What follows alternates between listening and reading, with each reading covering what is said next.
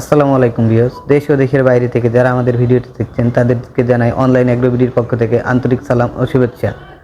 আজকে আমরা এইখানে একটা মেশিন দেখতেছি। এই মেশিনটার বিস্তারিত এই ভাইয়ের কাছ থেকে জেনে নেব। তো ভাইয়ের কাছে পরিচয়টি জেনে নিই। আসসালামু আলাইকুম ভাই। ওয়ালাইকুম সালাম ভাই। ভাই আপনার নামটি? আমার নাম মোহাম্মদ সোহাগ, আমি অনলাইন এগ্রোতে কর্মরত আছি। আজকে আপনাদের দেখাবো হচ্ছে oil press machine. Model number হচ্ছে 6YL30 অয়েল প্রেস মেশিন। এই মেশিনটা হচ্ছে আপনার ঘন্টায় প্রোডাকশন 15 থেকে 20 কেজি। যারা ছোট উদ্যোক্তা, ছোটভাবে কিছু শুরু করতে চাচ্ছেন, তাদের ক্ষেত্রে একটা পারফেক্ট একটা মেশিন। ঘন্টায় হচ্ছে আপনি 20 কেজি সরিষা থেকে আপনি হচ্ছে সরিষা বা যে কোনো তেলের জিনিস থেকে আপনি তেল প্রেস করে বের করে নিতে পারবেন। আর এই মেশিনটা ওয়েট হচ্ছে 126 কেজি ওজনের একটা মেশিন, এবং এখানে দুইটা মোটর ইউজ করা হয়েছে। একটা হচ্ছে 1.5 কিলোওয়াটের মোটর, যেটা মেইন মোটর, আর একটা হচ্ছে 0.18 কিলোওয়াট 250 ওয়াটের একটা হচ্ছে কম্প্রেসরের মোটর এখানে ইউজ করা হয়েছে। এবং সম্পূর্ণ দেখতে পাচ্ছেন এটা হচ্ছে ডিজিটাল একটা ক্যাপাসিটির মেশিন। এখানে সবকিছু ডিজিটাল পদ্ধতিতে আপনি সবকিছু নিয়ন্ত্রণ করবেন।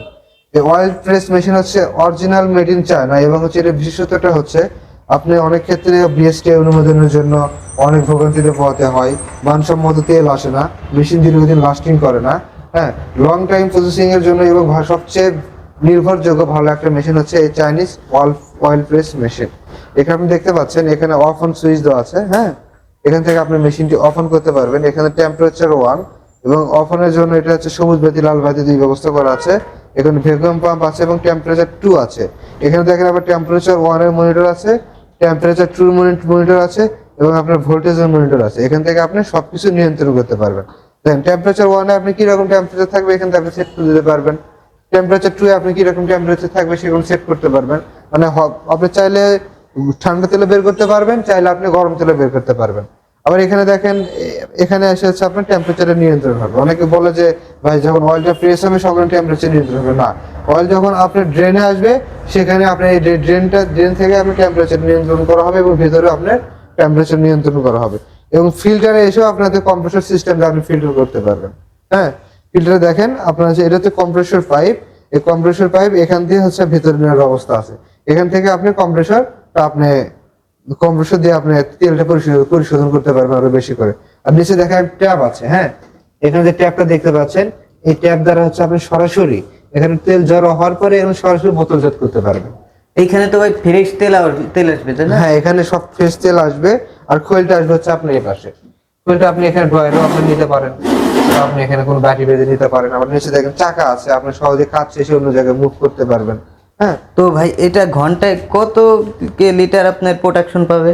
এটা হচ্ছে ঘন্টায় 15 থেকে 20 কেজি। ঘন্টায় 15 থেকে 20 কেজি সরিষা থেকে বা যে কোনো তেলের জিনিস থেকে আপনি প্রেস করে তেল নিতে পারবেন। আর এখানে দেখেন আমাদের কম্প্রেসর অনেকে বাংলা মেশিন দিয়ে প্রতারিত করে। জি, আমাদের কিন্তু ভাই অরিজিনাল চায়না মেশিন, এবং আমাদের যেখানে তেলের প্রক্রিয়াজাত হবে সেখানে সবকিছু হচ্ছে আপনার এসএস স্টিল ফুড গ্রেড, মানে স্টেনলেস স্টিলের হচ্ছে ফুড গ্রেড ম্যাটেরিয়াল হচ্ছে সবকিছু।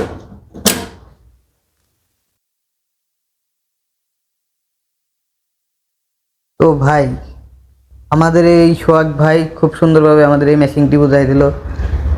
পরবর্তী ভিডিওর জন্য আমাদের সাথে থাকবেন, বেল আইকনটি বাজিয়ে রাখবেন।